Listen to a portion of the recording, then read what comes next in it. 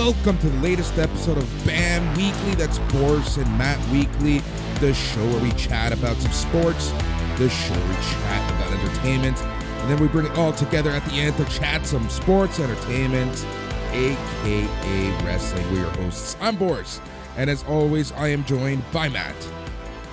Bonjour. How's everybody doing out there? We hope you're doing well. Happy Family Day to our Ontario listeners, and happy regular ass Monday to basically everyone else. And, we hope you are spending time with you and yours and having fun, regardless of what your lot in life is today on February 20th, 2023. But big homie, how you doing? I'm doing pretty good. Hectic weekend for the professional wrestling. Huge event on Saturday, WWE's Elimination Chamber from Montreal.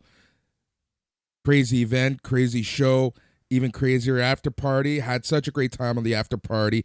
Technical issues aside, I was left vamping one too many times, and it was just like, yeah, let's keep it going. Why the hell not? No, but it was a fun time. Thank you to everyone for listening, for watching, for joining. Well, no one joined in because of the technical glitches, but we're working hard behind the scenes, right? And I think there was something going on Saturday where like the internet in a lot of places was just not working properly. Even this morning, my friend Matt, you've had issues with the internet. Yeah, this morning we were set to record around 9 or 10, and my internet just completely shot its drawers for a couple hours here. I think due to it being Family Day, lots of people on the Rogers Ignite this morning and this afternoon. Hopefully people are out doing activities right now. It is 1:30 Eastern as we record this, and my internet seems to be holding up all right. So we're going to, proceed with caution here, try to get through this thing. Not rush through it, but, a quick, informative podcast. But yeah, thank you to everyone who did show up to the after party. We were just trying new software. As you saw, the presentation was very different, and I like it a lot. We just got to work out the kinks. So in the next, it just, sometimes you're the guinea pig. It is what it is. I still had a lot of fun. And thank you very much for the standard Matt Grant's production. Thank you very much for that, homie. We appreciate it. And man, just spirits are high. It was an interesting show, and the New Japan show was very interesting as well. We're going to talk a lot about that today. New Japan Battle at the Valley. Yeah, we got a lot to talk about on both the sports side and the wrestling side. Really packed show for everyone, and it's going to be a really good one today. But yeah, man. So how are you? How's everything? How's your family day going, Sans family? Yeah, Sans family. It's nice. I'm in a group chat. My mom just got an iPhone, so she's officially part of the group chat. And it's adorable. My sisters and my mom have been hanging out all weekend. They went to a Jan Arden concert. Classic Canadian move. So I don't know. It's very adorable. I'm just keeping it local. I'm gonna go out into the world as soon as we're done this podcast. Enjoy some of this nice weather. Do a little bit of groceries. Maybe grab some alcoholic substances and go from there, buddy. Yeah, man. Dude, it's beautiful outside. Like, it's that crisp wind that's coming in. It's so freaking nice. I love it. It's like a refreshing spring day, right? That's exactly it. You can tell the times are changing right now in terms of the seasons because it just feels so good. When you step outside in the bitter cold and you're just everything hurts. Like it's just like you hate life and everything is hurting because the cold hurts you. It's only 2 degrees outside, but it just feels different. It feels great. Yeah, it's that rejuvenating sunshine and that little electricity in the air. It feels like spring outside. It's really, really nice. Yeah, the other day it was like -7, feels like -17, and I was outside in not enough clothing. I was just like, this is the first day that winter really made me angry. It was like 2 or 3 days ago. That's how I felt on Thursday. I went to go watch Ant-Man, and after the movie, went to go get some food, but it was like a 10-minute walk from locations. Let me tell you this. That 10-minute walk felt like a 25-minute just hellscape. Like, it was horrible. It just like the cold just got to me, to my knees and just everything. I just hated life. When I got to the restaurant, didn't even want a beer. That's how, that's how cold I was. You shouldn't even be out in public in that state. Jesus, Boris. Yeah, man. But yeah, it was good. Oh man, I'm just feeling so good. Like I said, just made it outside for a little bit, feeling super rejuvenated. This week is going to be a crazy week in the office. Big stuff coming through this week. So I'm like I am booked. We're gonna have to talk about NXT talk in terms of when to record that one offline, because like if you thought last week was busy, this week is just absolutely insane. Oh, brutal. Sorry to hear that. By luck of the draw, I'm actually off on Wednesday this week, so we can make it work maybe Wednesday morning if that's at all possible for you, homie. But yeah, dude, I can even take the bulk of the notes as long as you just watch the show. I can kind of drive the bus if we need to. We'll figure all that out for NXT as we, head down the road to NXT Roadblock. That's a thing. That's the thing that's happening. Hey, Braun Breaker might lose the title next week. It could be an important show. Next week or tomorrow? Tomorrow, I mean. Yeah. His call, match with Jinder is tomorrow. It's tomorrow. Shit. Yeah, that could be a sneaky title change. We talked about that. But while we're talking about how loaded your schedule was, did you catch any NBA All-Star Weekend at all? I missed most of it this year. Dude, I borderline forgot that it was even a thing. I was out for breakfast with my dad this morning, and it was where we were. There was a CP24, Right. as every place in Toronto has CP24 on their TV, and I'm sure that's the only reason why they get any ratings whatsoever. I saw the score, and it just made me laugh. Like, I burst out laughing. Like, seriously, this is still a thing? Yeah, it's actually funny to watch. I threw like 5 minutes of the game on, and I found myself like just watching my phone instantly. Like, it's not interesting to just watch. It's like watching a practice. It's like watching the warm up before a game when people are just looking, like 9 guys on the court are just watching one man dunk, and then someone else gets the ball and he just runs up and dunks. There is no resistance, and it's just like, it just makes for a weird. I don't know. The who was it?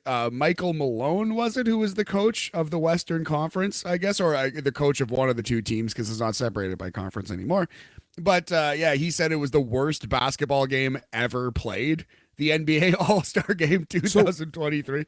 Exactly, and that's actually Joe Guinaldo, good old Joe, an old F Joe. He posted something about the All-Star Game, and I think it was that very quote. And Jake Olinar from Chicago, he's like, if the players don't care, if no one cares about it, why should I? And that's honestly the truth, right? We talked about this just a few weeks ago. We were talking about the NHL All-Star Game.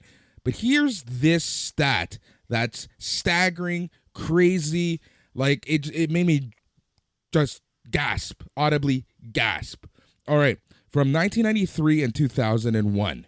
The All-Star Game lost nearly 2/3 of its audience, dropping from a 22.91 million viewers to 7.76 million viewers. Last year's game was the second least watch on record with 6.28 million. And I don't assume this year's is going to be much better. Like, yeah, man, oof, oof, oof. That is rough to hear, but... Well, two things. One, television's down across the board. But I mean, like, the NFL is not suffering losses like that. Like, a lot of sports aren't suffering losses like that. That is a precipitous fall, an aggressive drop. And that's obviously, like, something needs to be done here, man. Yep.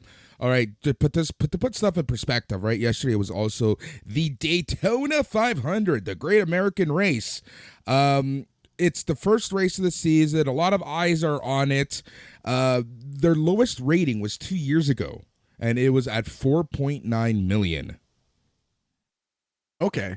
And there's no numbers yet for what it did on Sunday? No, it's too early for that, and they might be delayed because it is President's Day in the States. So, we'll see what's going on. But yeah, no numbers just yet. Did check it out. Nothing yet. So they average at around 8.9 million. They had 12 million mark in 18 straight years from 96 to 2013, including 8 straight above the 17 million mark. Interesting. Yeah, see, that's what I mean. Like, sports are down. Television is down across the board, but not a precipitous fall like we've seen in some of these all-star games, because the Daytona 500 is still the Daytona 500. I mean, you know what I mean? NASCAR itself might be less popular, but the all-star game has changed so much it's almost unrecognizable to what we did enjoy 20 years ago.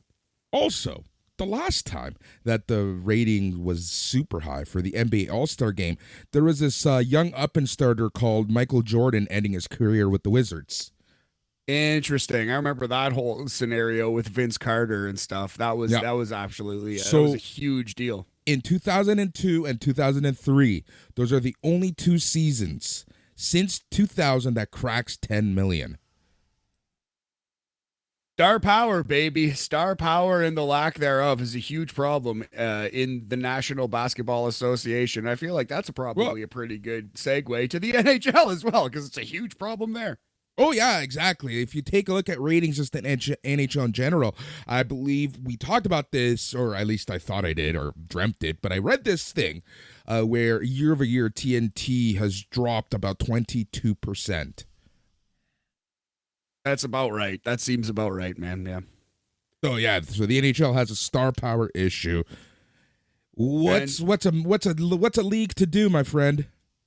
Well, what the league should do is be calling up every single GM and say, we'll throw you $100,000 bonus if you make a trade involving a superstar this trade deadline. They need some of that NBA rub. They need some of that. Oh wow, Patrick Kane got traded, Timo Meyer got traded, blah blah blah. So there are some big names on the block, quote unquote, in the National Hockey League this year. Let's talk about a couple, and we can talk about the likelihood of them actually getting traded. I think the biggest name probably on the trading block right now is Patrick Kane. He is one of the best hockey players ever born, arguably the best American hockey player of all time. Has won 3, I think, Stanley Cups with the Chicago Blackhawks, is going to the Hall of Fame. He's probably going to get traded. The word is that he will only at this moment accept a trade to the New York Rangers or the Toronto Maple Leafs, which is not going to help things because I don't know if either of those teams can afford to make that trade. Agreed. That's exactly it right there, right? Like, you know, I understand where he's coming from. Good for him. If a team's stupid enough to give you that much power, then you might as well use it, right? Wield it while you can. Yeah. I just don't think he's going to get moved. I'm assuming this is his contract year, right? No, I think he has. Does he have one left? Yeah, actually, I believe he is a pending UFA. This is his final year. Yes, so he can go and sign somewhere. Maybe he'll sign with the Leafs or the Rangers for cheap. Who knows? But yeah, this is indeed Patrick Kane's expiring contract year. It would appear he is a 3-time Stanley Cup winner. By the way, the official end, the last nail in the coffin of the amazing run that the Blackhawks had during the mid-noughts. Sure is, buddy. Patrick Kane will be gone off the team next year, as will Taves. I think Taves, if he's not expiring, will get traded, possibly to Canada. Who knows? But yeah, Kane and Taves are gone, and it's going to be a couple years of losing, a couple years of strife in Chicago. So Patrick Kane, might be too expensive to be traded, much like Erik Karlsson, defenseman for the San Jose Sharks, and I think at this point the favorite to win the Norris Trophy. He's had a humongous bounce back season. Yeah, he has. I don't see it. That's the thing, right? I just don't see him being moved because of his price tag.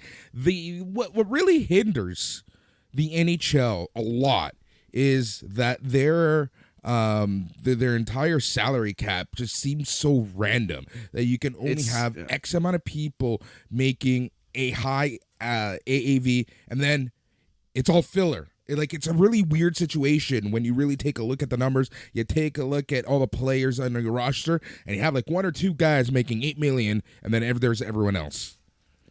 Absolutely, yeah, man. There's the haves and the have-nots in the NHL for that exact reason, and the cap hasn't spiked the way that it has steadily in the National Hockey League in the past because of the pandemic, eliminating revenues and all that stuff, right? So, yeah, there's two problems in the NHL. One, the salary cap is extremely restrictive, and if you have $85 million to play with, and Erik Karlsson makes $12 million, you have to basically tear down your entire team and rebuild your entire situation to fit an Erik Karlsson in the middle of the season. That's why big trades don't happen. Also, NBA GMs are way more open to making a mistake, way more open to making a trade and maybe losing it. Like NHL GMs do not want to be seen as losing a trade.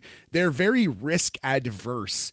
Other GMs in other sports aren't, for lack of a better term, and I'm going to the playground here, but NHL GMs are pussies. They don't want to take risks.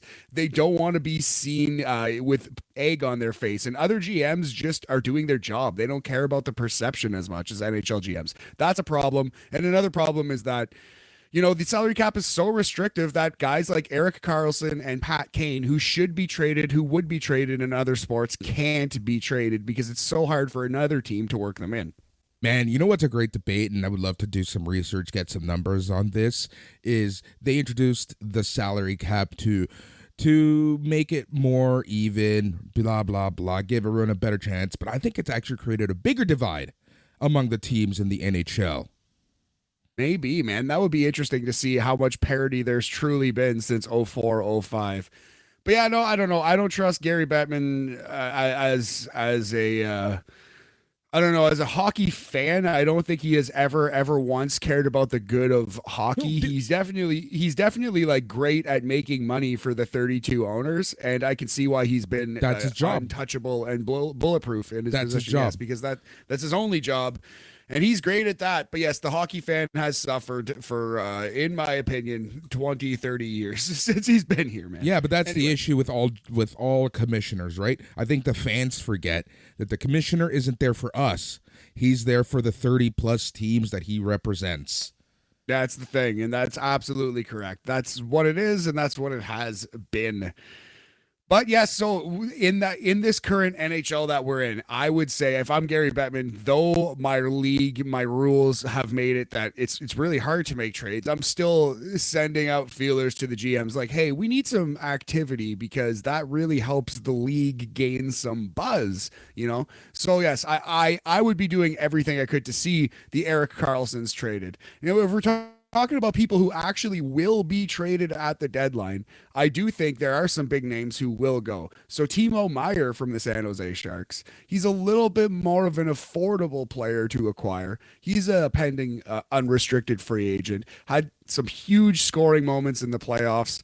There is word that Timo Meier might be going to the Vegas Golden Knights in the next coming few days. That would be huge because there's a big rivalry between San Jose and Vegas. Yeah.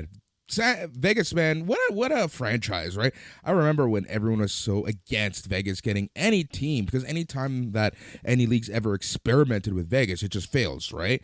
But I think the Golden Knights, at the very least, have proven that that's not the case. But you get a success. But this is the thing, right? You give them a successful team, the people are gonna go. I just don't understand why that's so hard to do.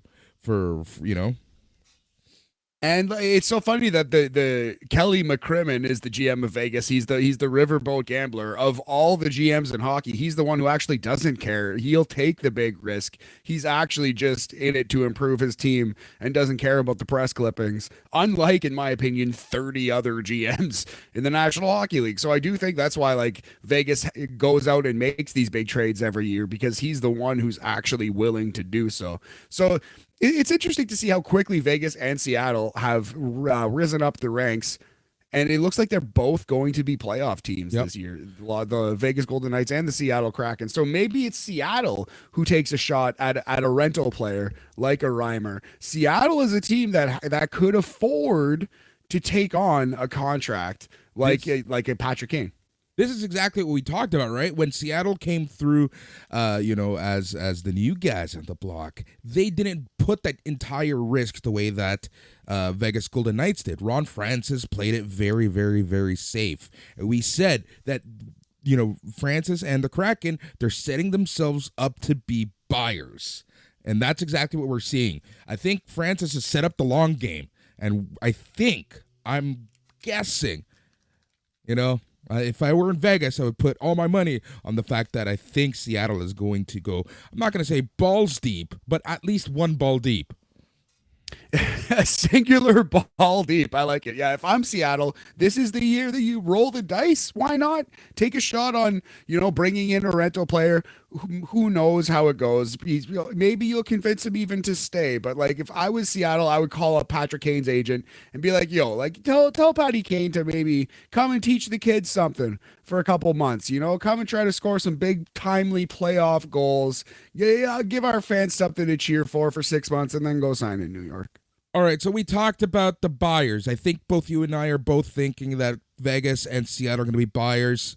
Who are going to be the big sellers? Chicago and whom else?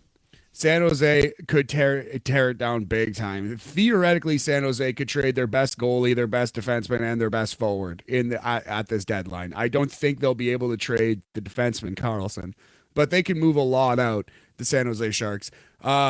See, there are some teams like Montreal, like even Columbus, already have a lot of young players, so I don't know if they're moving out many veterans because there's not many veterans to move. This Gavrikov from Columbus, he's going to move. He's been closely linked to the Maple Leafs, among other teams. So, yeah, he'll be one. The Arizona Coyotes feel like they've been sellers for 20 years. They will continue to sell for sure. But, yeah, keep your eye on Chicago and San Jose. Those are the big ones. Those are the king makers, as they say. Yep, exactly. I think that, I think we're on the same page with that one.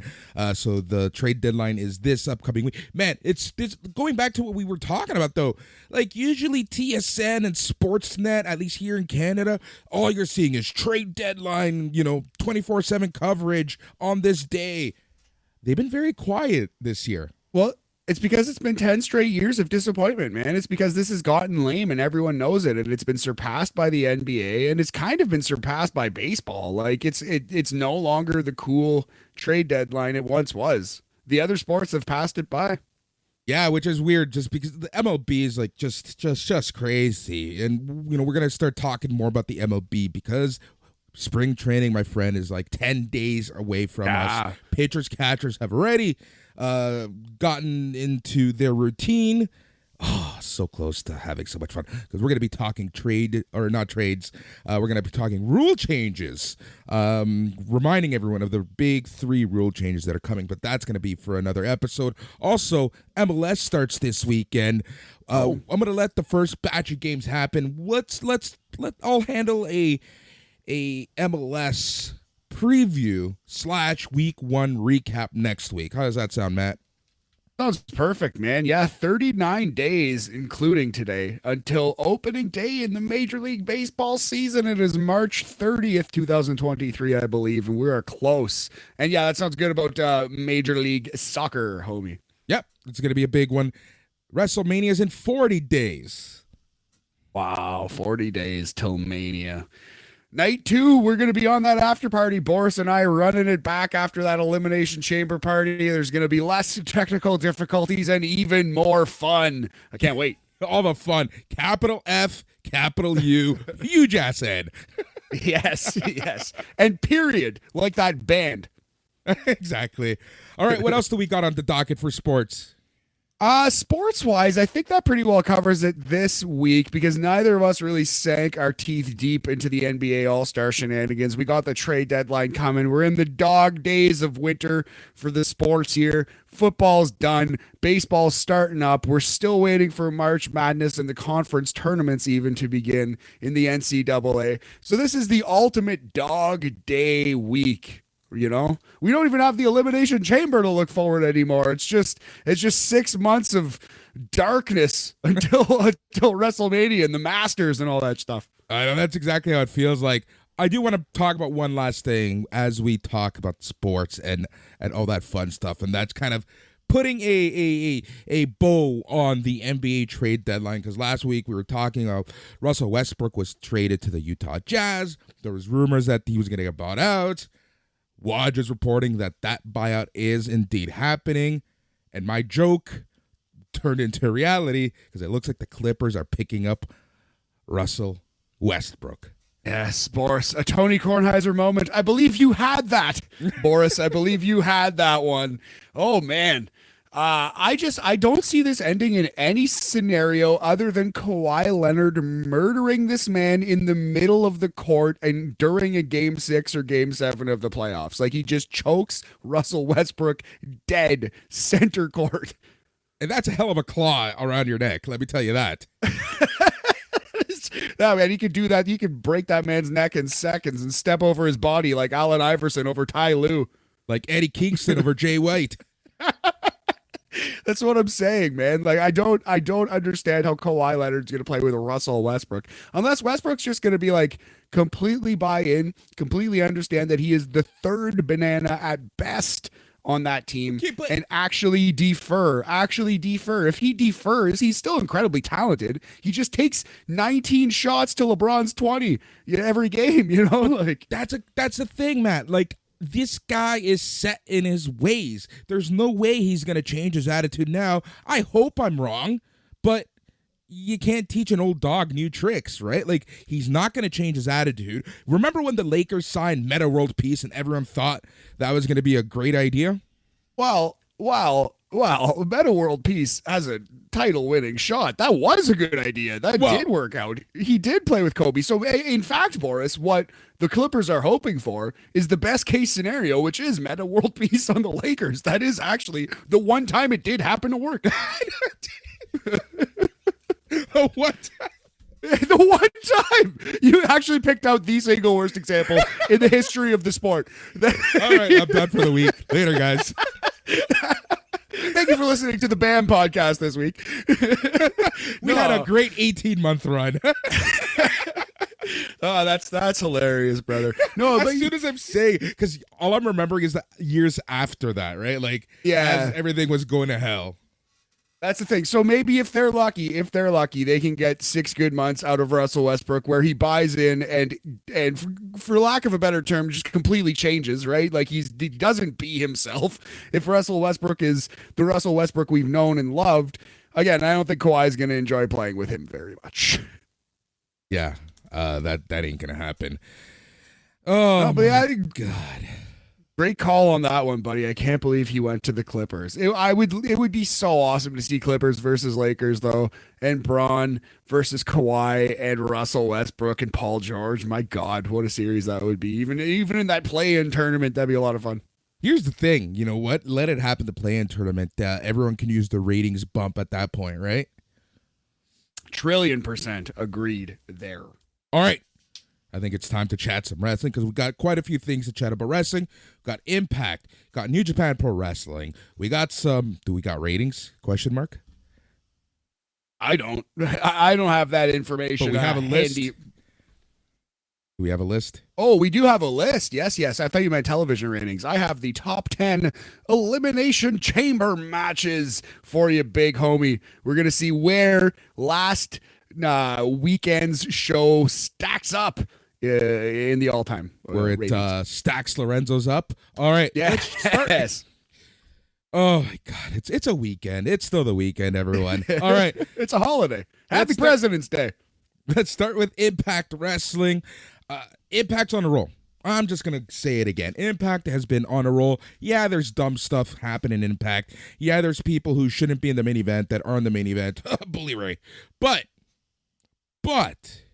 it's still been a damn good show that needs everybody's attention.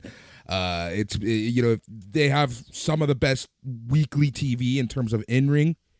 They've got some pretty fun up-and-comers like Josh Alexander, like Mike Bailey, really just cementing their name in the world of professional wrestling. And Matt, you know what? How we started Impact this week? How's that, buddy? Chris Bay versus Kushida. Oh my God, that sounds incredible. That sounds like a fantastic wrestling match. It was really good. And it was one of those matches that left you wanting more. Yes, it ended in a counter to a Kimura. Kushida goes for that cheeky pin, and Kushida gets the win. But honestly, it left me wanting more. This is a match that I want to see on a pay-per-view, which this match was actually a big little tease to No Surrender's big match as Time Machine goes up against Bullet Club, the team of Time Machine being the Motor City Machine Guns, and Kushida versus Bullet Club's Ace Austin, Chris Bay, and Kenta. That's going to be awesome. That is a banger of a trios contest there. Yep. Tommy Dreamer, Bully Ray, they're still going back and forth. They essentially set up a busted open live segment at this Friday's No Surrender. They're going to have a Beat the Clock challenge, which I think is trademarked by WWE, this week to determine who's going to speak first. Sure. Impact stole the Santino Marella trademark from WWE, though. Maybe if they ever did trademark Beat the Clock, they've let it expire or whatever. Very, very interesting that, they're still going with Tommy Dreamer and Bully Ray, though. I guess. I don't know. I do think this is a big, long point, so I'll just try to keep it very, very brief. But there hits a point where if you're using old wrestlers, it might seem like you're getting some name value and some draw from them, but you're actually like hurting your brand. And like to the wrestling fan, there's a great many who just see Bully Ray and Tommy Dreamer and automatically turn out. Like they will tune out no matter what. They will not watch it. They will not give it a chance because these guys are from 20 years ago, arguably 2 generations ago of wrestling. So yeah, I think though you might pull in some older fans, you are definitely losing a big chunk of fans just by using them as well. Yeah. I'm gonna okay, I'll talk about that. You said that losing, the older fans and stuff like that. I was looking at some numbers in terms of ratings and demographics. Man, wrestling is a very, very old audience right now. Absolutely, man. And that's because no effort has been made to make stars on the biggest level in 10, 15 years. Man, since Brock Lesnar first left WWE in 2004, was it? Vince McMahon has seemed very reticent to pull the trigger on new stars. If it's not Roman Reigns, who has he really gotten behind in WWE? And I think that's a huge problem. That's part and parcel of why that is. And it shocked me that AEW also falls into that. Their demo is a lot older than you think. Absolutely, because wrestling fans skew older because wrestling as an industry has done a dog shit job of hooking the youth over the past 20 years. It's a real concern. This thing might die one day because of it. Ooh, it's going the way of baseball. Yeah, exactly. But, there are still some kids who love baseball. Wrestling will still be a thing that is passed down from fathers to sons, etc., from, older cousins to little cousins. That's how I got into it and stuff like that. So, I mean, I don't think wrestling will ever die, but it's hugely concerning. Steve Macklin versus Rhino for to qualify into the 4-way number 1 contenders match at No Surrender. I think this is Steve Macklin's time to shine. I think Steve Macklin is going to win this 4-way because he obviously beat Rhino to get into this 4-way. Pretty standard match. Nothing too crazy. All right. The match of the week in all of professional wrestling. Johnny Swinger versus Barry Horowitz. A main event in any stadium, in any building across this great nation or the United States. Happy President's Day. Would have had 8 stars if it took place in the Tokyo Dome, 9 stars if it took place in Tokyo Dome North, or as we like to call it, where ROH has all their shows. Oh, here in Canada? Yeah. The Mattamy? No, not the Mattamy, the other one. All right, so Johnny Swinger versus Barry Horowitz. This actually is a great example of what we were just talking about. So, Johnny Swinger has Horowitz in an abdominal stretch. That is when the Kiss Demon, yes, the Kiss Demon shows up, distracts Swinger. Horowitz reverses the hold, rolls up Swinger, and gets the win. So this is what I mean. I'm not begrudging anyone. It's a bit of fun. awesome that these men are still getting paychecks, still on TV, still living their dreams. That's great. But you're talking about 47-year-old Johnny Swinger, far and away the young rookie in this match, versus 63-year-old veteran Barry Horowitz, with the Kiss Demon coming out. Kiss is a popular band from the 1970s. The Kiss Demon was a 1 or 2 time WCW character, a deep, deep cut. Like, in order to even understand this, and even to in order to get something out of this at all, you must be like 35 or older. You must have watched wrestling for like 10 years. That's just to basically understand what's going on. You know what I mean? Like, that's what, like, we're too much in a bubble. We make it too hard as wrestling people. I shouldn't say we, like I'm in the business, but wrestlers, people who present wrestling, promoters, make it way too hard. It is not accessible, this wrestling stuff. It just feels impenetrable sometimes. Fucking Johnny Swinger versus Barry Horowitz with the Kiss Demon running in. Really cool, guys. Awesome. Great idea. Eddie Edwards versus Heath. PCO spooked out Edwards, which is really strange that they booked 2 matches with the distraction ending. Heath gets the win there. Moose versus Joe Hendry was made official. What else did we see? The design. They're talking about their match with Kazarian and Yuya Uemura. Diener said that Callahan and him would face them, and this is step 5 of Callahan's 7 deadly steps for Callahan to join the design. James Mitchell doing spooky stuff with the Hex. Yes, the Hex. And the Hex are facing the Death Dolls at No Surrender. That's going to be really cool. Yeah, the Hex of NWA fame. One of the few acts that are actually worth half a shit in the NWA, so I hope they've gotten out of the NWA officially. Yep, seems like they are. All right, Masha Slamovich beat Alicia Edwards. That was our squash match of the week. Crazy Steve and Black Taurus doing another spooky promo. They said that if Trey Miguel puts the X Division title on the line in their upcoming match, he would then leave him alone. And it looks like we're going to get Crazy Steve versus Trey Miguel in a Monsters Ball match. That's Crazy Steve's one of those guys who I got a little bit of time for. He's pro wrestling to me. He's like the good kind of cheesy, wacky pro wrestling. I like me some Crazy Steve. That's a huge spot for the young man. Yep. All right, Santino and Dango are hanging out, and it looks like we are going to get Mike Bailey versus Jonathan Gresham at No Surrender.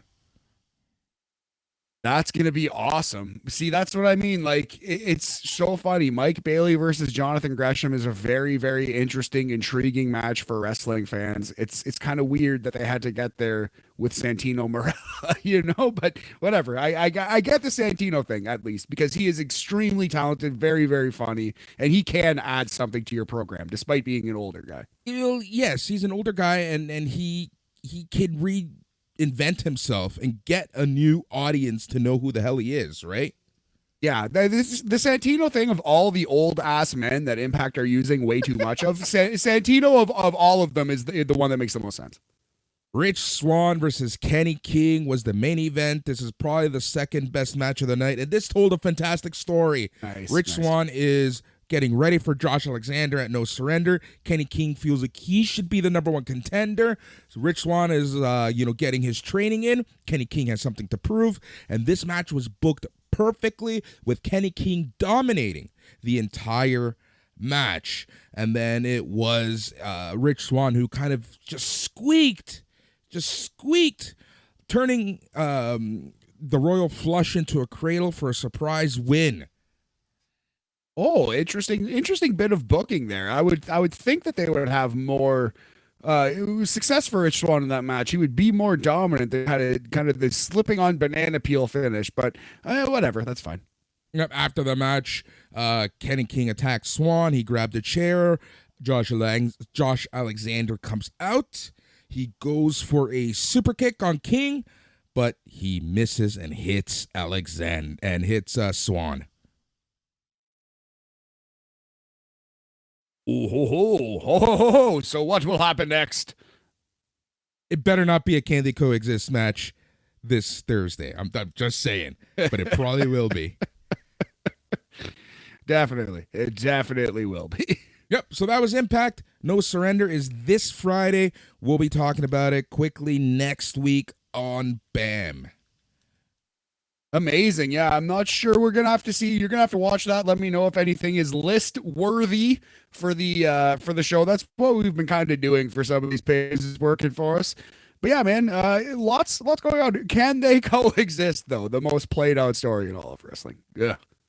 Yep. All right. Shall we chat some New Japan Pro Wrestling? Yeah, dog. I think we have to at least the big 3 matches. But yeah, if you watch the whole show, you can run through it for sure.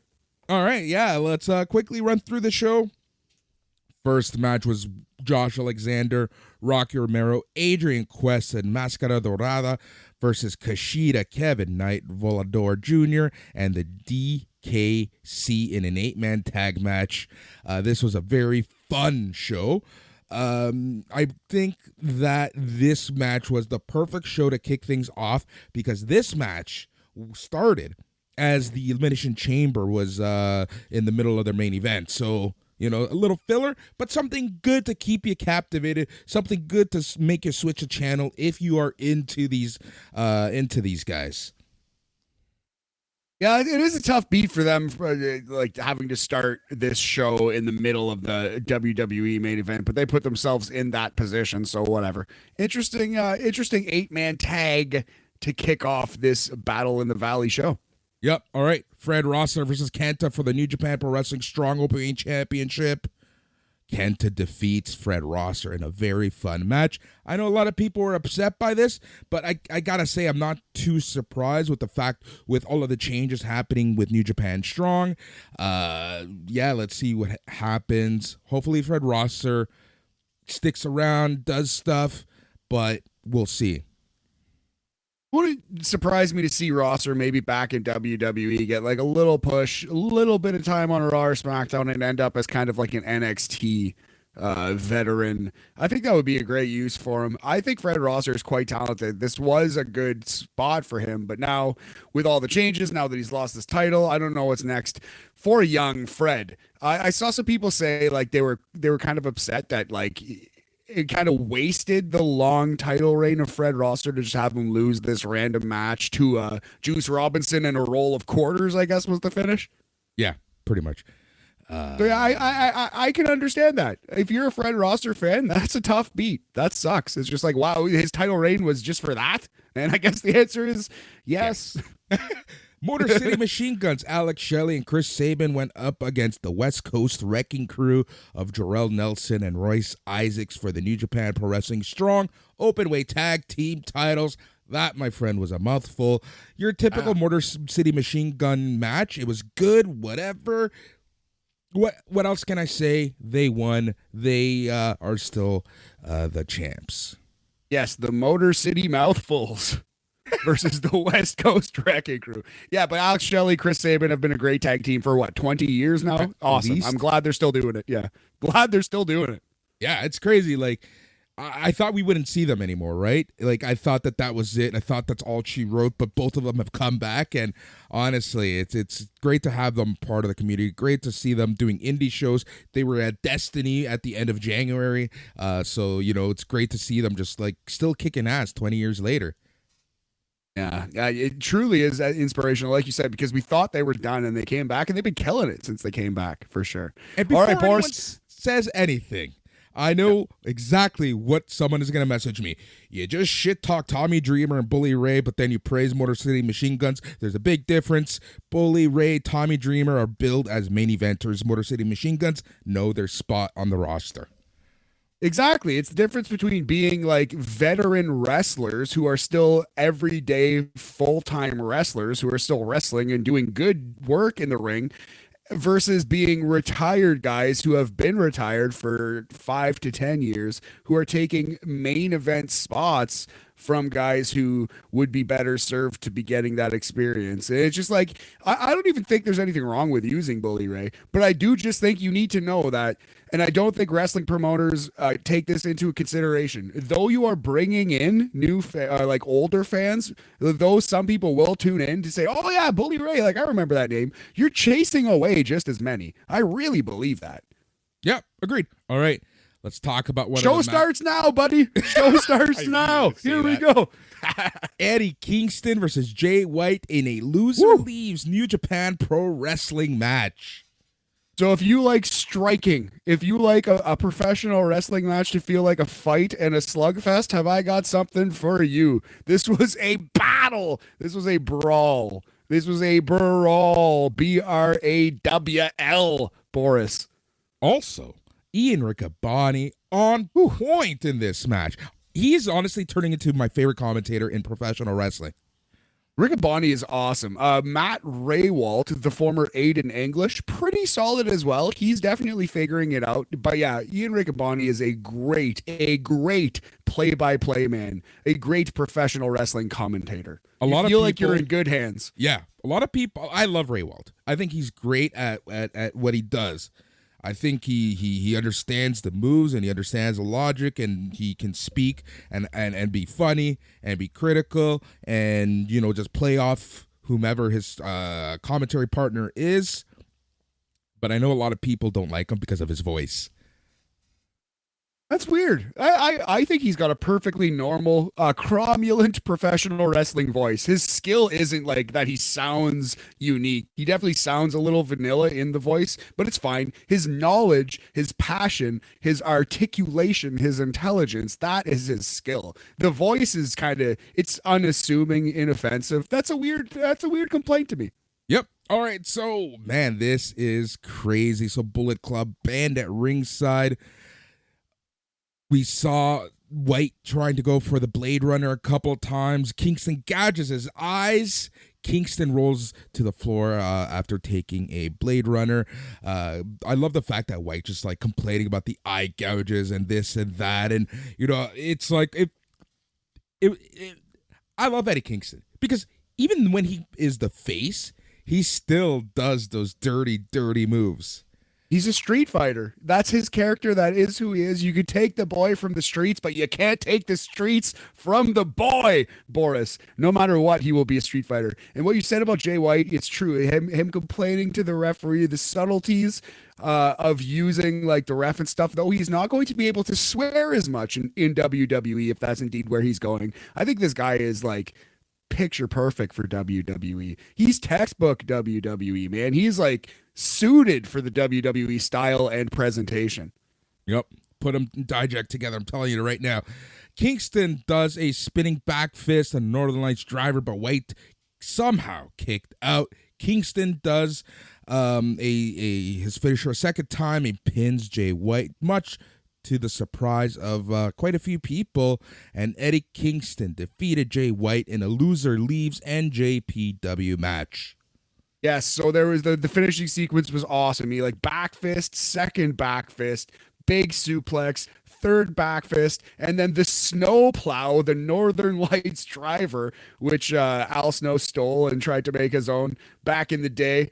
That move does not end Jay White after the Northern Lights driver, which everyone thought was going to be the end. So Eddie Kingston laughs, picks up Jay White one more time, hits him with another back fist, and pins this man. And then it was so cool and so classy. As a shoot move here, Eddie Kingston got out of the ring as fast as humanly possible. He was out of the ring almost before the ref's hand hit 3. Literally, like 1, 2, 3, boom. This man is gone. Out of the ring, and he goes to his knees in the middle of the ramp and points to the ring. He bows to Jay White, gives him applause, and basically instructs the crowd, like, pay this man your respect right now. This is the last time you're going to see him in New Japan. Yeah, I just thought it was awesome. It just a brilliant moment from performer to performer. And Eddie Kingston, once that bell rings, he has the freedom as a performer to do whatever he wants. Like there's not a textbook. There's not a rule set.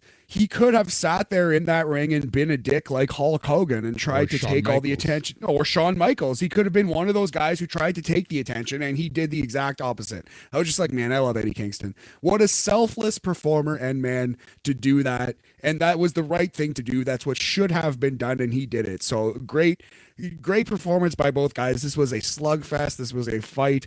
This will be on our list at the end of the year for sure. It's no lower than 4.25 stars, 4.25 back fists to the future out of 5. Yep, and a good one. And also, like, talking about what Eddie Kingston did at the end of the match was huge because it did set up that closing angle perfectly. Yes. So Jay White getting a lot of thank you, Jay chants. He gets the microphone to cut the big, dramatic farewell promo. He's got the mic to his lips, and he's about to start talking, and what happens, Boris? Yep. He takes out White. The crowd is chanting, "Shut the fuck up." David Finlay. Yes. Finlay. Sorry, yeah. David Finlay's out there, beats up White. The crowd is going crazy. Finlay tells him to shut the F up. Finlay said he's a 4th-generation wrestler and told the trainers to get this shit out of here as he points and directs his attention to Jay White. Hilarious. So I didn't see that coming. David Finlay lays out Jay White with the shillelagh and ruins his big moment. Jay White does not get a big dramatic speech. David Finlay is the one who gives the big dramatic speech to wrap up Jay White's career. This is the best promo I've ever seen David Finlay cut. Huge push for Finlay. Yeah, all in all, I thought this was a humongous win. A great match with a great little closing angle. And you could go David Finlay and Eddie Kingston in New Japan if you want. You could push David Finlay way higher than that, try to push him into the new Jay White role. Lots you can do. Very exciting. Yeah, very, very exciting, right? And this leaves a huge gap in terms of what's next for Bullet Club.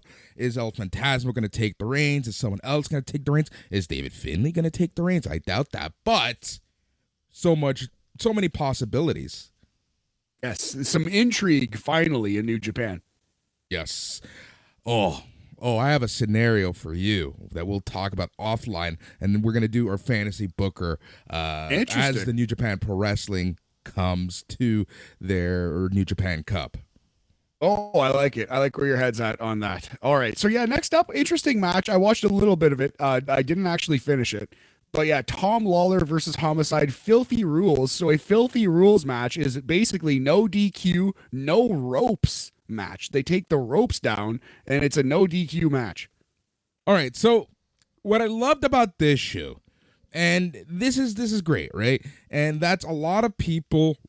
This is a lot of people's first time watching, I think, Homicide and or Filthy Tom. So the reactions on Twitter as this match was going on was hilarious. But nice. This match was really good. Had some typical Tom Lawler humor. Ian Riccaboni, again, when he was trying to justify shit under the ring, I just howled. That's hilarious. The explanation for why there actually should be tables and chairs under the ring. Yep. All right. So Lawler sets up a ladder in the ring. He dove off it and hit a headbutt for a very close 2-pin. Lawler drove his knee into the back of Homicide head, then chokes him out. And Tom Lawler got the win against Homicide in a no ropes, no DQ match. Amazing.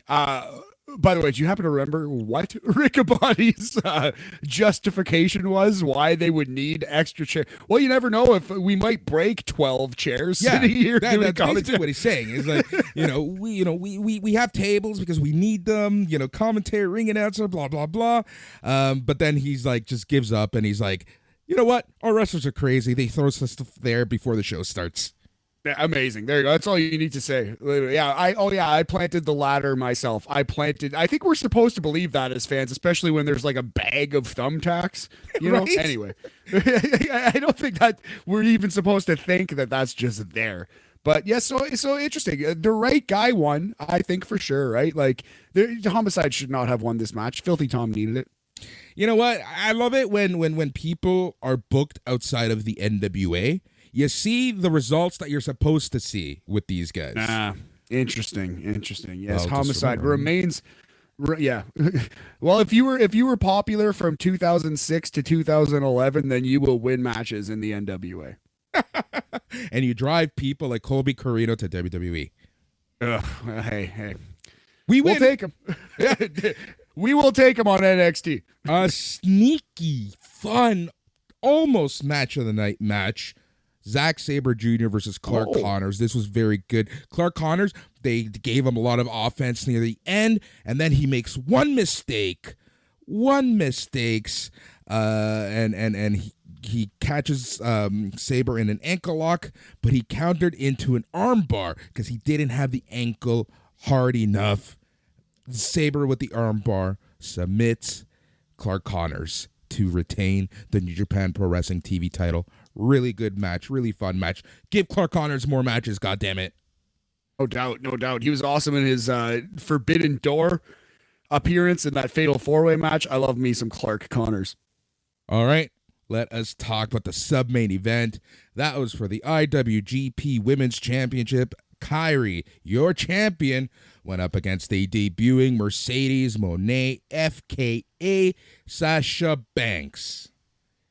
Man, yeah, we're going to look back on February 18th, it was, right? February 18th, 2023, as one of the great days in the history of professional wrestling. There were 4 incredible wrestling matches. There was the men's Elimination Chamber, the Sammy versus Roman in Montreal.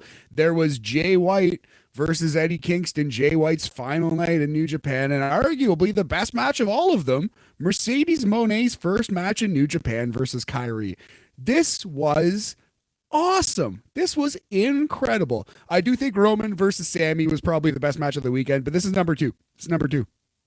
Yeah, and this one had I don't want to say this, and I you're better with words than I am sometimes. Your typical Stardom match. Fair, yeah. Typical doesn't necessarily mean wrong. Typical can mean the up to the standard that we have seen in Stardom. It lived up to the lofty expectations of the Stardom fan. Slow build, 50-50 match. Then in that last quarter of the match, anything goes. Both women going crazy. Both women just giving it their all, and they're telling a fantastic story throughout the entire match. But that last 25% is so special, and this match was no different.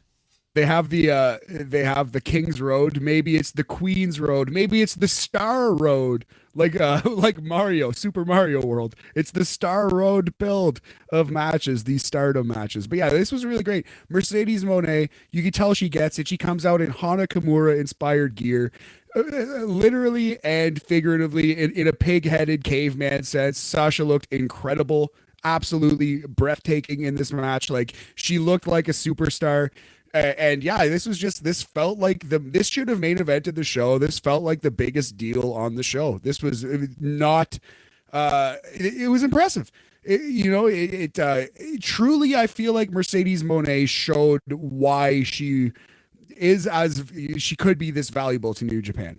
Exactly. And you know what? I was very against Moné winning. I just wanted them to keep the belt on Kairi for as long as humanly possible. But the way that this match played out, I am not even upset with the fact that Mercedes Moné won in her debut match here to win the IWGP Women's Championship. Matt, do you want to talk about the end of the match after, basically from the ref bump on? Yes, so rough bump. It was Kairi going for the spinning back fist, the cutlass. Sasha Banks, Mercedes Moné, actually throws the referee into the way of the cutlass. This greatly angers Kairi, who attacks Moné. Moné runs out of the ring to avoid it. Kairi chases her up the ramp and onto the stage, where Moné subdues Kairi and pulls out a table. Mercedes Moné then steps up to like a big crate, attempts to suplex Kairi off of the crate through the table. Kairi reverses it, slips out the bottom, gets a power bomb, and power bombs Mercedes through this table. Drags her back into the ring while the crowd chanting, "Holy shit, big moment." Moné goes for the insane elbow after the table bump, Kyrie goes for the insane elbow on Moné. Moné gets the boots up, and this was an awesome spot. It looked like it actually might have done some damage to Kyrie. Like, if she wasn't careful, that could have dislocated an elbow or a shoulder for sure. So then Moné goes for a frog splash, but she eats knees after the knees, so a double knee situation. Kyrie now in control. Kyrie gets a crossface. Moné bites Kyrie. So Mercedes Moné did play the heel in this match in terms of breaking way more rules.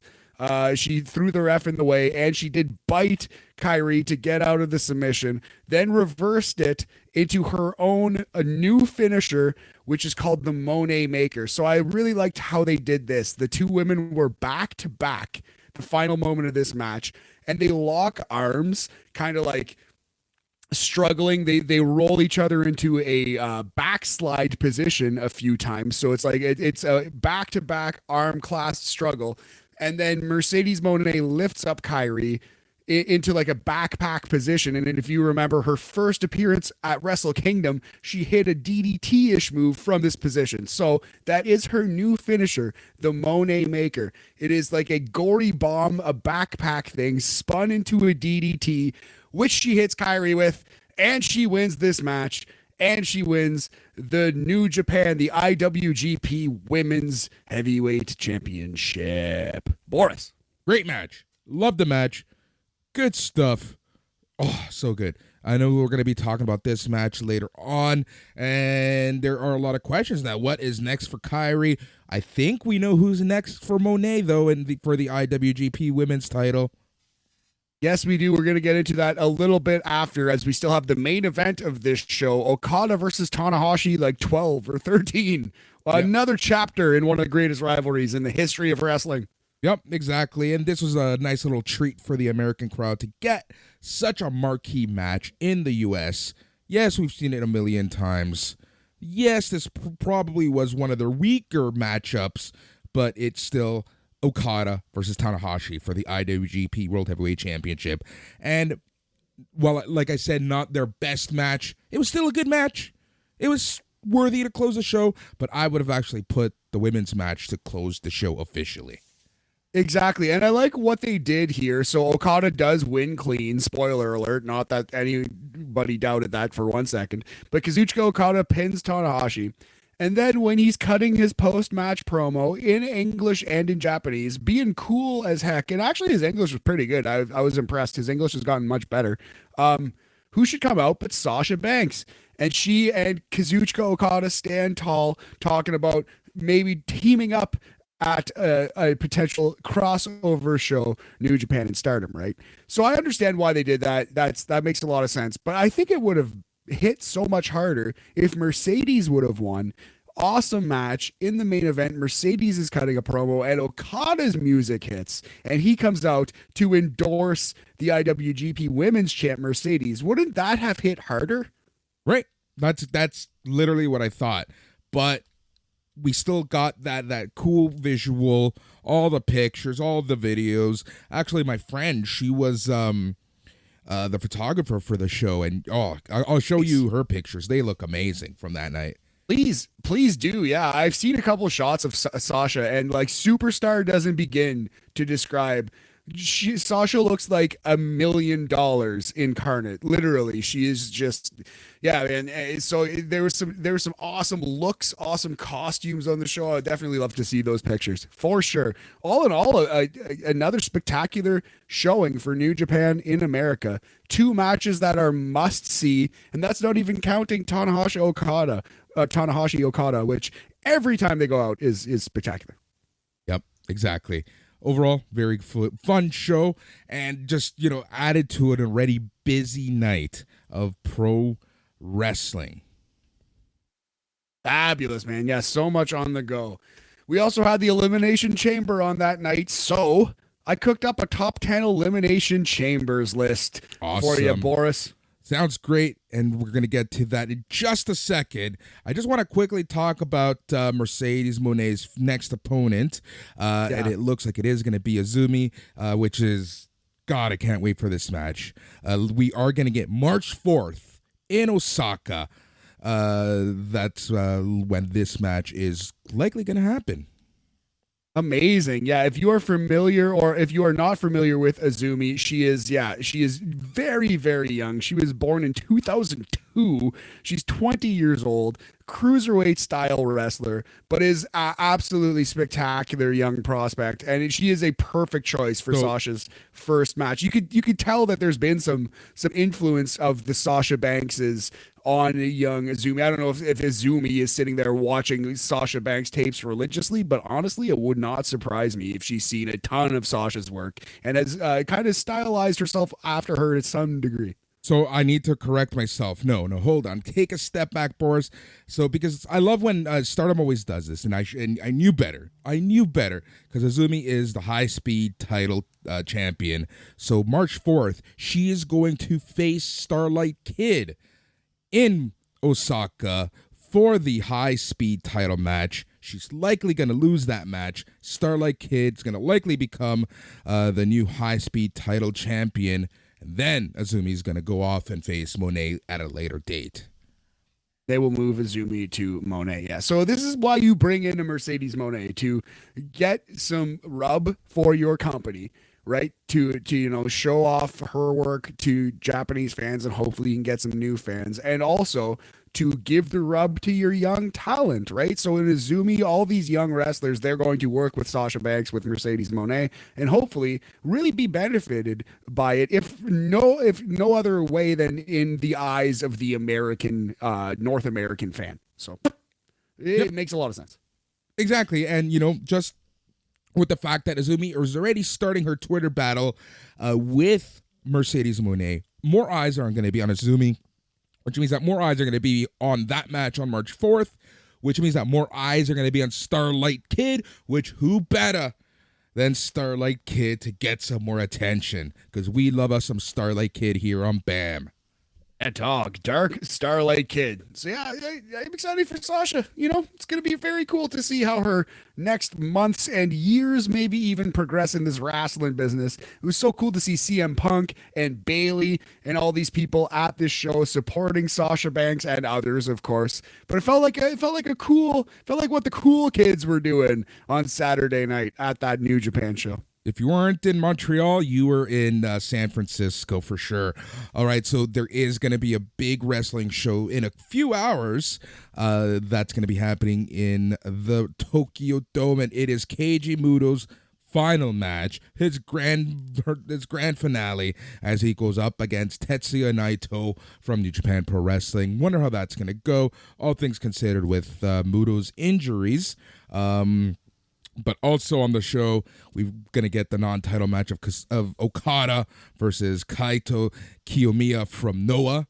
We talked about that last week, that big setup. Another match I'm really looking forward to is another non-title match. You have Hiromu Takahashi, and he's going to be going up against Amakusa from Noah. That's going to be a great, great match.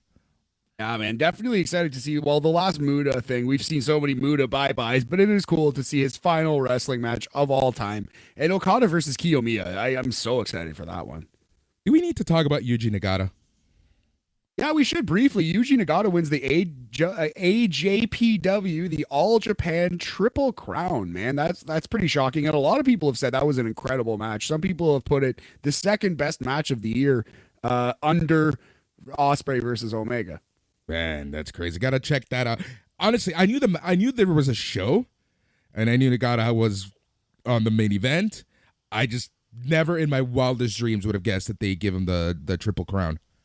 No doubt, man. Yeah, no, I did not expect that for sure, but it's very interesting, and I can't wait to see that match because Nagata has been one of my favorites for a long time. He was really, really badly screwed over by the Inokiism, by the MMA influence in pro wrestling. They threw him in MMA fights, and he got obliterated because he was not a real fighter, nor should he have been expected to be one. So yeah, Nagata got a rough go in his career. I'm excited that he's getting this big push now.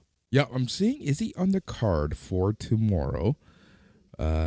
He is not, because I was really hoping to see him and Jake Lee on opposite ends, just because I want to see Jake Lee get that Triple Crown ASAP.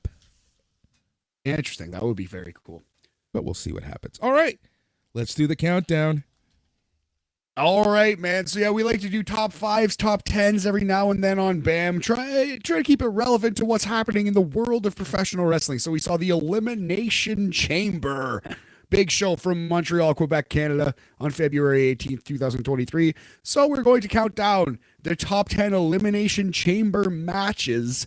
Shout out the great city of Montreal and shout out Eric Bischoff for making us all bear witness to this here Elimination Chamber. The wacky cage match with pods, WWF's response to War Games, Boris. How do you feel about the Elimination Chamber gimmick?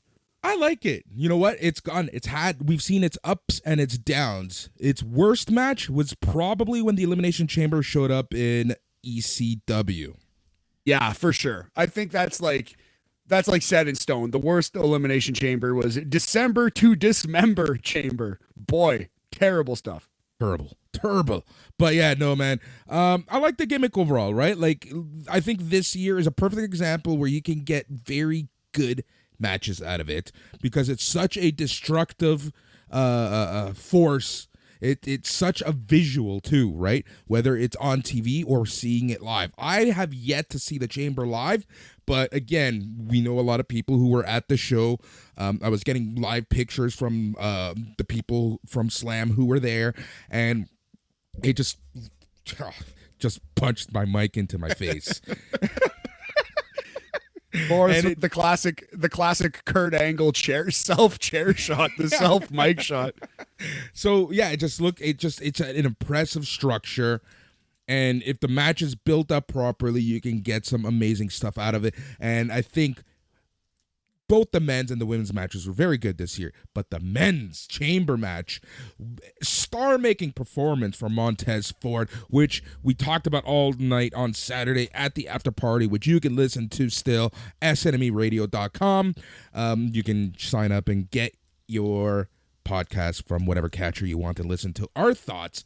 But man, what a gimmick. I like it. I'm a fan of it. Yeah, absolutely. They've gotten less violent, less bloody in the ensuing a couple decades since they've been introduced. But yeah, since Survivor Series 2002, we have had this match in the WWE. And overall, I think it's given us some interesting, some impressive moments. So let us start our countdown with match number 10, the 10th best Elimination Chamber of all time. We're going to 2012 for the Santino Chamber, Boris. It's Big Show versus Cody Rhodes versus Daniel Bryan versus the Great Khali versus Santino Marella versus Wade Barrett. It is Elimination Chamber from 2012, February 19th. This was won by Daniel Bryan when he beat Santino Marella, coming out of the Royal Rumble where Santino Marella almost won it. Marella had a great run in 2012. Like, it's crazy. Like, you always think that he was just, like, he was like a comedy character, but they gave him some really important stuff to do. 1,000%, man. Yeah, and Daniel Bryan could get a good match out of anybody, obviously, but they put in this work for Santino at this time, and for whatever reason, it really clicked.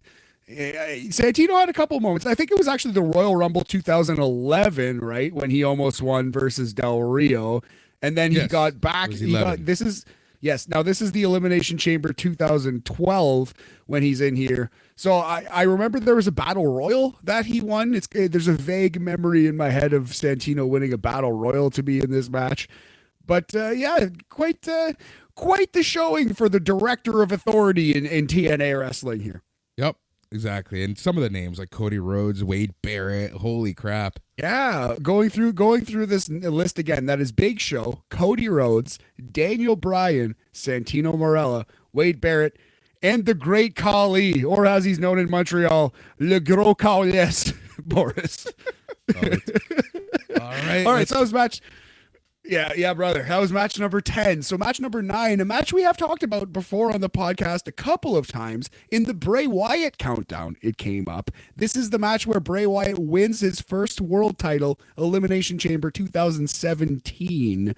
Your participants in this one, AJ Styles, Baron Corbin, Bray Wyatt, Dean Ambrose, John Cena, and The Miz. That is a SmackDown Elimination Chamber from February 2017. The 9th best of all time. 4 stars. All right. So I've been thinking about this a lot, and I'm so happy that this match came up. I was really hoping that this match would come up because I think this was a case of, a strike when the iron is hot, when the fire's hot, right? Like, I feel like there were changes made to give Bray Wyatt the title in this match. I think that might be correct. It's hard to say. It is. Let's assume that's true. Because his title run from there until WrestleMania, very forgettable, not the best, and it really felt like a transition champion. So here's where I'm getting at. I feel like if they had called the audible for Sami Zayn to win on Saturday, it would have made for a great moment. And unless, like your idea played out, where he loses right away, what are they going to do for him next, right? Well, fair enough. But yeah, there are a number of options. It doesn't mean they would all be satisfying, though, or they would all work out. And this is a good example of when it's not satisfying and when it doesn't work out. Bray Wyatt's title reign. Playing devil's advocate a little bit. Yeah, man. It makes a lot of sense. I see what you're driving at. I respectfully think that they would have pulled it off, though. I Sammy think so too, helped. but like, come on, you gotta.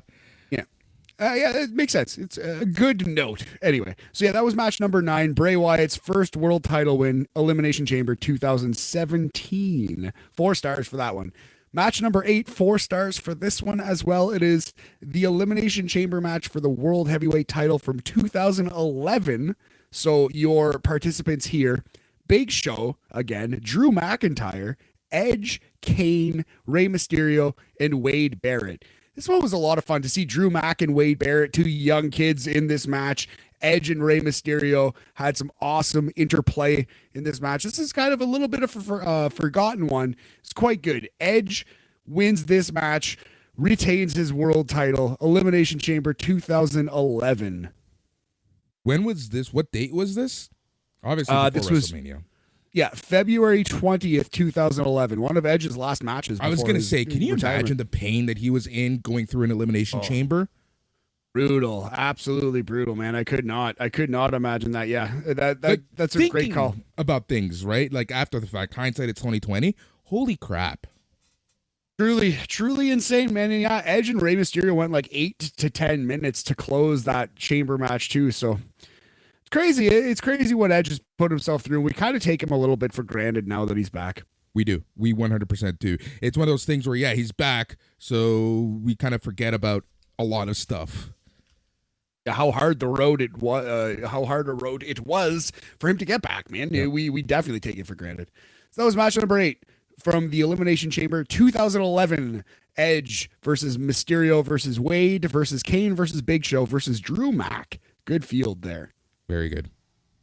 Match number 7. This was the Pandemic Chamber from 2021, a match for an immediate WWE Universal title shot. So there's just very weird psychology. Everyone knew that Roman was just going to come out and destroy the winner, and he did. So Cesaro versus Daniel Bryan versus Jey Uso versus Kevin Owens versus King Baron Corbin versus Sami Zayn. It was cool to see Kevin Owens versus Sami Zayn in the chamber together.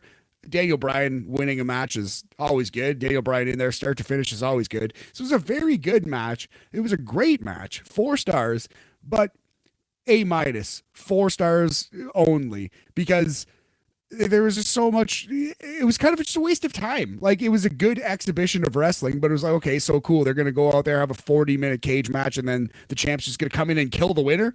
Why? And that's exactly what happened. And my question is, why?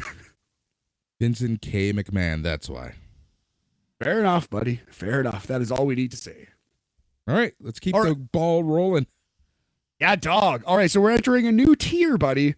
We're into 4.25 stars now. These are 85%, not just A-, but A, and would qualify for the best matches of 2023 list. It's a match of the year contender, basically. We're going to go to 2014's Elimination Chamber right before Daniel Bryan wins the world title at WrestleMania 30. He must contend with Corporate Kane and all kinds of shit in the Elimination Chamber. So Cesaro versus Christian versus Daniel Bryan versus John Cena versus champion Randy Orton versus Sheamus. So a couple things dawned on me while watching this match. One, Daniel Bryan's the MVP of the Elimination Chamber. He's Mr. Chamber. Like Shawn Michaels was Mr. WrestleMania. Daniel Bryan is Mr. Elimination Chamber. That's to start. This could have been the greatest. This could have been the greatest one.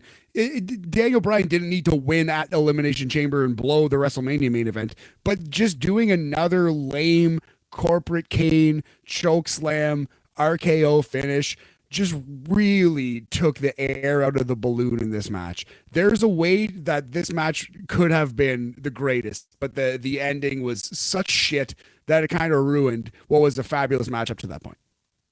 That honestly is the perfect way to summarize WWE from like 2007 until 2022. Sadly, you might be right, man. So yeah, number 6, The Chamber from 2014, right before Bryan wins his title. That is Cesaro versus Christian versus Bryan versus Cena versus Orton versus Sheamus. Great match, dog shit ending. Match number 5, the first Elimination Chamber from 2002. Booker T versus Jericho versus HBK versus Triple H versus Kane versus Rob Van Dam. So awesome way to introduce the gimmick. Everyone bleeds. Jerry the King Lawler and Jim Ross do an excellent job on the call. It's treated like an important, violent match. Problems with this match, it goes way too long. Rob Van Dam injures Triple H, and I think they immediately kick Rob Van Dam out of the match, like as punishment. I don't know if that was inaudible or they just booked him to have the worst elimination possible. But yeah, it seemed like Rob Van Dam hurt Triple H and drastically hurt his career in the process in this match. And yeah, just too long. I think maybe the wrong guy won. Shawn Michaels with his weird haircut and brown pants winning this match. It's just a weird one, but still worthy of the top 5. So Survivor Series 2002, the first Elimination Chamber match, a bloody war. Yeah, this is like an awkward time for Shawn Michaels because he just came back and you weren't sure whether he was like coming back full time or what. Yes, exactly. And the SummerSlam match where he does make his comeback, that completely worked me. Like I was like a fanboy. I was up on my couch yelling, knowing Shawn Michaels was hurt, but wondering how hurt he was. And then like just totally suspension of disbelief. And then when the match ended, sitting down like, oh, well, I guess Shawn Michaels is healthy because he just had that match, you know? Yeah. But yeah, so very, very fun. And then this was the proof they had. Oh yeah, well, Shawn Michaels is just back. He's just back. He's just full-time wrestler now. He's the world champion, I guess. Right. It's crazy to think, right? Like it was Hell in a Cell when he really effed up his back, right? And then his second major match back, Elimination Chamber. Test the first time again. Let's see how your back holds up. Amazing. Yeah, they say it was the casket match, but I'm sure the Hell in the Cell match didn't help. But yeah, the story is it was a backdrop over the top rope onto the casket in the casket match that actually fucked his back up. Although honestly, my fan theory has been that Shawn Michaels never actually had a back, like a truly debilitating back injury. I think what he had was a drug injury. You know what I mean? And he needed 4 years off. But that's a different podcast for a different time. So the 5th best Elimination Chamber of all time was the first one. Booker T versus Chris Jericho versus Shawn Michaels versus Triple H versus Kane versus Rob Van Dam. Excellent. The 4th best, great match. Very similar, another 4.25 stars, another excellent bloody war with a terrible, disappointing ending. This is New Year's Revolution 2005. The third Elimination Chamber match. So this one is the Evolution Chamber, Boris. It is Batista versus Orton versus Triple H versus Benoit versus Jericho versus Edge. Shawn Michaels is your special referee in Puerto Rico.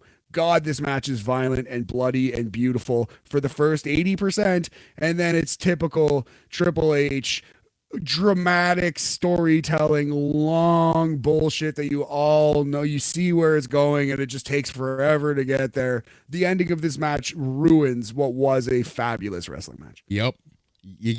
Yeah. You said it perfectly. Like, there's nothing else for me to say except for, yup. Yeah, that's it. That's it. So that was New Year's Revolution 2005. Batista versus Benoit versus Jericho versus Edge versus Triple H versus Randy Orton. Your fourth best chamber match of all time. The third best chamber match of all time happened on February 18th, 2023, Boris. It was Austin Theory versus Bronson Reed versus Damian Priest versus Johnny Gargano versus Montez Ford versus Seth Rollins. After careful deliberation, this is, I think, where this match lands. The third best of all time, the bronze medalist for Elimination Chamber matches. Montez motherfucking Ford, baby. Yeah, he just ruled in this match. He was so freaking good. He star-making performance, amazing, getting kudos from a lot of people, including Uncle H. I even think someone like a Johnny Gargano, who's kind of been booked very weird, more on the comedic side, they haven't seen. A lot of people don't see what we saw in Johnny Gargano throughout the years in NXT. Finally, you saw why he's so damn good.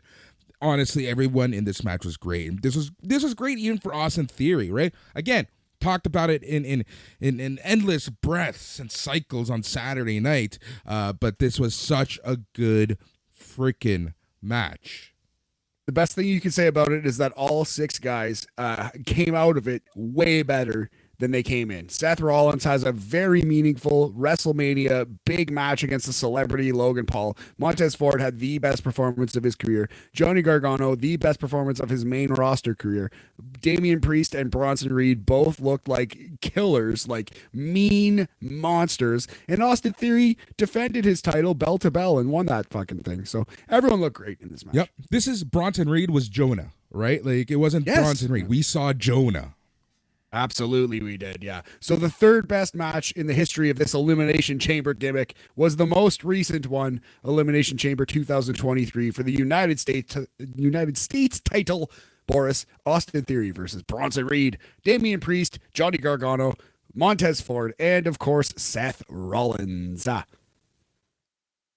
Match number 2, the second best one of all time. We're going to 2009. This is the Edge meme Elimination Chamber, Yes. where John Cena is eliminated early, loses his world title. Jericho versus Edge versus Cena versus Kane versus Mike Knox versus Rey Mysterio. Also of note, this is the match where Kofi Kingston was originally in the chamber, and Edge takes him out, knocks him out with a chair, steals his spot, and eventually wins the world title. Yep. I still can't believe Mike Knox was in this match. Mike Knox in the second best Elimination Chamber match of all time. Yes, this match is awesome.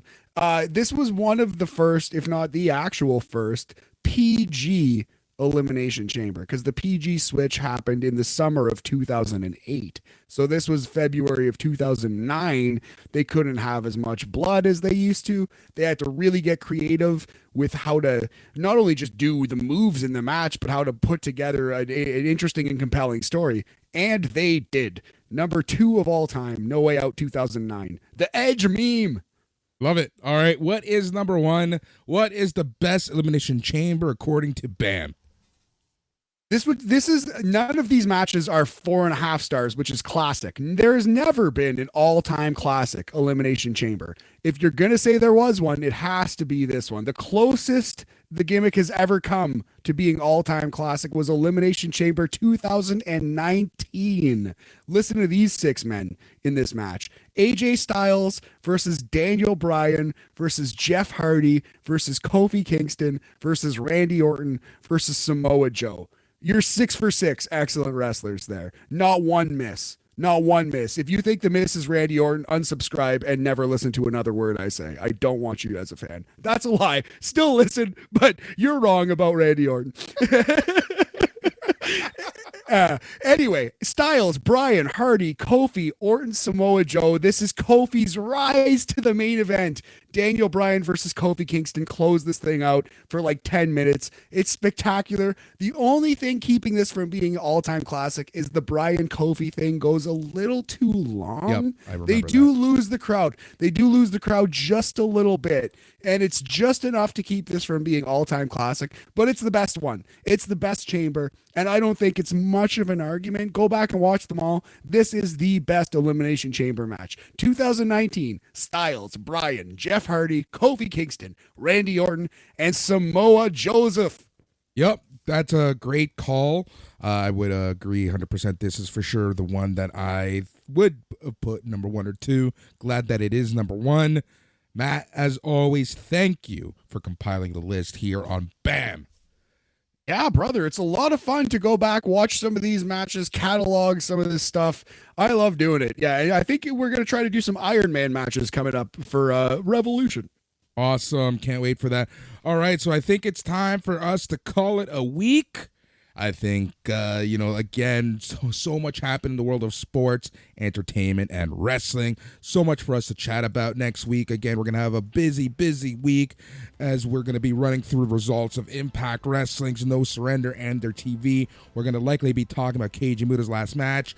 We might have a list or two. We'll find more to talk about. Some New Japan Cup brackets, and we might fantasy book some stuff there. In terms of sports, we've got the MLS. We'll talk about what's happened with the NHL trade deadline.